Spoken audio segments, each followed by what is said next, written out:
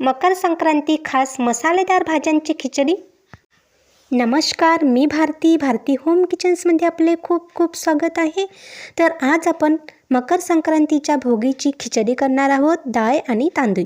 मी तुरीची डाळ आणि तांदूळपासून खिचडी करणार आहोत आणि त्याच्यामध्ये ज्या हिवाळ्यामध्ये भाज्या अवेलेबल आहेत, उपलब्ध आहे, त्या भाज्या घातलेल्या आहेत. तुम्हाला जी भाजी आवडते ती तुम्ही घालून अशी खिचडी करू शकतात. खूप छान टेस्टी होतात आणि मुलांसुद्धा छान आवडीने खातात. मुलांनासुद्धा खूप छान आवडतात ही रंगीबिरंगी खिचडी. तुम्ही नक्की ट्राय करून बघा या संक्रांतीला. इथे मी वाटाणा घेतलेला आहेत एक वाटी गाजरचे तुकडे, 1 वाटी बटाटा, 1 पाव वाटी तुरीची डाळ, 1 वाटी तांदूळ, लसूण, मिरची, कोथिंबीर, मेथी आणि टमाटर. इथे कुकर ठेवलेला आहे गॅसवर. कुकर छान गरम झालेला आहे. कुकरमध्ये खिचडी करणार आहोत आपण. आपली खिचडीच आहे झटपट होणारी मसालेदार भाज्यांची खिचडी. तर कुकरमध्ये 3 चम्मच तेल घातलेलं आहे. तेल छान गरम झालेलं आहे. 1 पाव टेबलस्पून जिरं, 1 पाव टेबलस्पून मोहरी. जिरं मोहरी छान तडतडली की याच्यामध्ये हिरव्या कांद्याचा पाल घातलेला आहे 1 वाटी आणि लसूण पाकळ्या 5 ते 6, 2 हिरवी मिरच कट केलेली, लसूण जिरे मिरचीची पेस्ट अर्धा चम्मच आणि 10-12 शेंगदाणे छान परतून घ्यायचं आहेत. आता याच्यामध्ये 1 वाटी टमाटर कट केलेला आहे.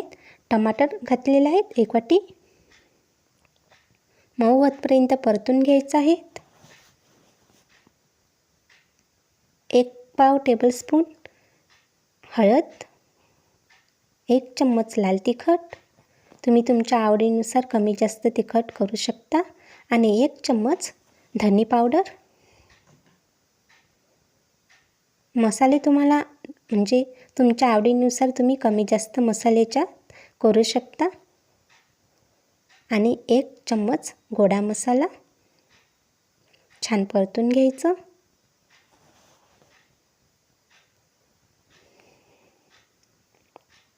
वाटाणा 1 वाटी, 1 वाटी गाजरचे तुकडे,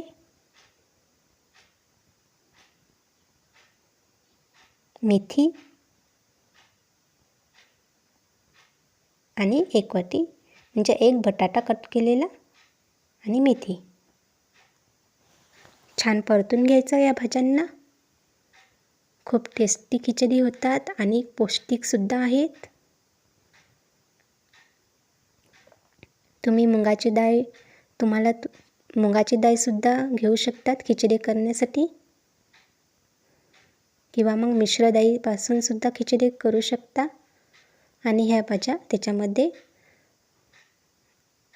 घालू शकता. अशा चवीपुरते मीठ छान परतून घ्यायचं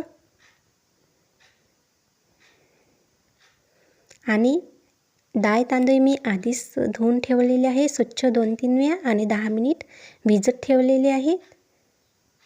आता याच्यामध्ये डाळ तांदूळ घालून घ्यायचे आहेत.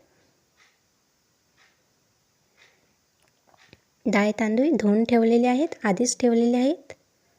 खूप छान मऊ खिचडी होते धुवून ठेवले तर आधीच. आणि छान आता मिक्स करून घ्यायचं.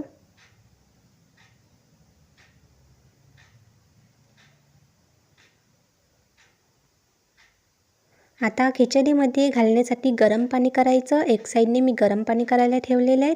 गरम पाणी केल्याने प्रोसेस रुकत नाही कुकिंगची आणि कलरसुद्धा छान खिचडीचा येतो आणि शिजण्यास मदत होते लवकर. म्हणून नेहमी भाजीमध्ये किंवा खिचडीमध्ये गरम पाणीच घालायचं आहे. आता गरम पाणी किती घालायचं तर तुम्हाला जर मऊ खिचडी हवी असेल, थोडीशी आसट मऊ, तर तुम्ही थोडं पाणी जास्त घालायचं. जर मोकळी खिचडी हवी असेल मोकळी तर पाणी थोडं कमी घालायचं. आता आपली डाळ तांदूळ हे मिळून 1/2 वाटी डाळ तांदूळ आणि भाजी, तर याच्यानुसार तुम्ही 7 ते 8 वाट्या पाणी घालू शकता मोकळी खिचडी हवी असेल तर. आता झाकण लावून द्यायचं आहे.